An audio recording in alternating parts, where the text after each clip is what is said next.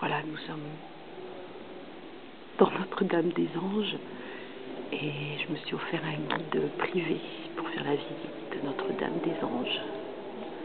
Moi, j'y connais rien en art contemporain. C'est Saint-François qui est assis. Il est debout, monsieur. Oui, mais des fois il se lève. Saint-François d'Assise, il se lève. Et là, on a une croix avec les deux chandeliers qui le symbolisent. À côté, nous avons des colonnes. Des colonnes Des colonnes Trajan. Des colonnes zioniennes. Donc là, on a assez regardé. On va aller ailleurs.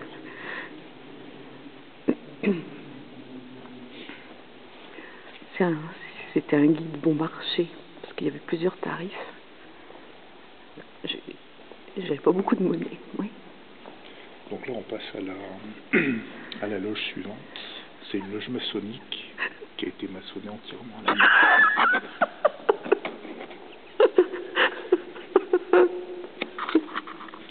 Donc là, sur le mur, on voit quelqu'un sur une croix, mais je sais pas trop qui c'est. C'est peut-être un maçon, c'est peut-être des... C'est encore Saint-François d'Assise. Saint-François d'Assise qui est cloué, je crois. Il a une grappe de raisin sur le sein droit. Ouais.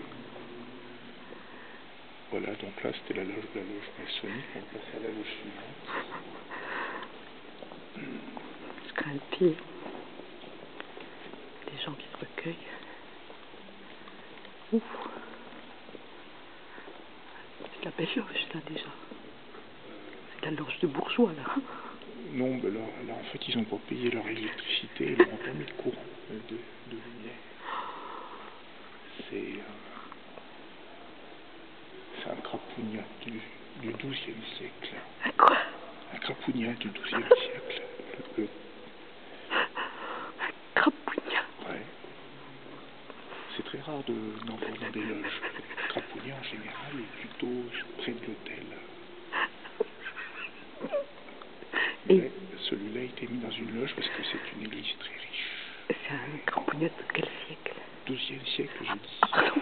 12e. Oh purée, il faut pas l'énerver, pardon. Oula, et ça c'est crapougnette. C'est crapougnette. Je l'avais deviné.